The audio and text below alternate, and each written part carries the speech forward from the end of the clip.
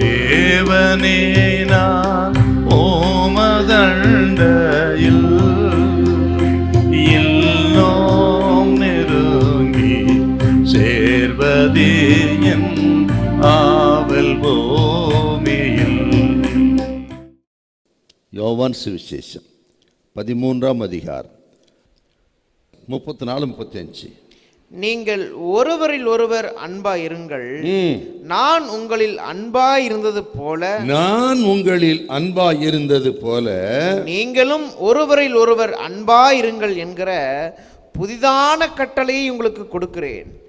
நீங்கள் ஒருவரில் ஒருவர் அன்புள்ளவர்களாய் இருந்தால் அதனால் நீங்கள் என்னுடைய சீஷர்கள் என்று.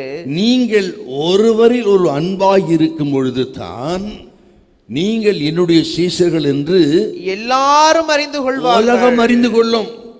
உலகம் நீங்கள் என்னுடைய சீஷர்கள் என்று அறிந்து கொள்ள வேண்டும் என்றால் தேவை நீங்கள் ஒருவரில் ஒருவர் அன்பாயிருங்கள் என்று ஆண்டவர் தன் சிந்தை முழுவதை ஊற்றி சொன்ன அற்புதமான ஒரு வார்த்தை.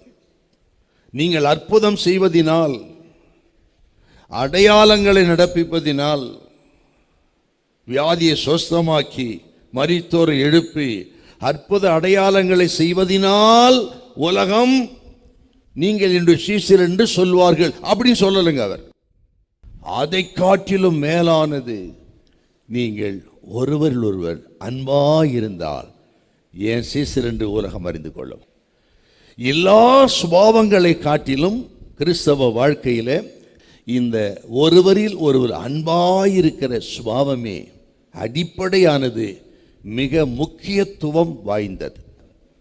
இன்னைக்கு கிறிஸ்தவத்தில் அன்பை பார்க்க முடியுதா? குடும்பங்களில் அன்பை பார்க்க முடியுதா? சுபாவ அன்பே இல்லையே. அதை கடைசி நாள் இப்படி இருக்குன்னு சொல்லார். சுபாவ அன்பு இல்லாதவர்களாய், தாய் தகப்பன்மாரை மதியாதவர்களாய், இல்லையா? அப்படின்னு ஒரு லிஸ்டே போடுவாருங்க. 2 பேதுரு 3ஆம் அதிகாரத்தில் ஒரு லிஸ்ட், பெரிய லிஸ்ட் வரும்.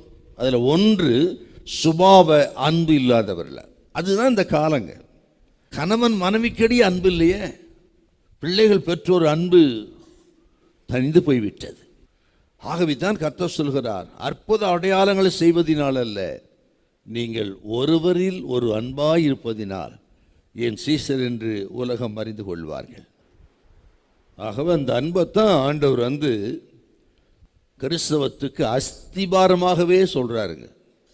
இந்த நாளில் கர்த்தர் சொல்றாருங்க, ஆண்டவரின் அன்பை குறித்து கர்த்தர் பேசுகிறார். பரிசுத்த ஆவியானவர் சொல்லுகிறார், தேவப்பிள்ளை எல்லா அன்பும் மாறி போயிருக்கும்.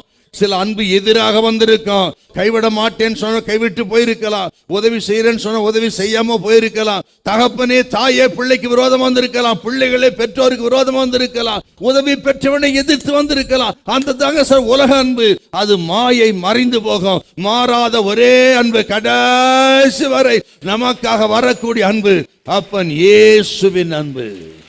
ஹல்லேலூயா, ஹல்லேலூயா.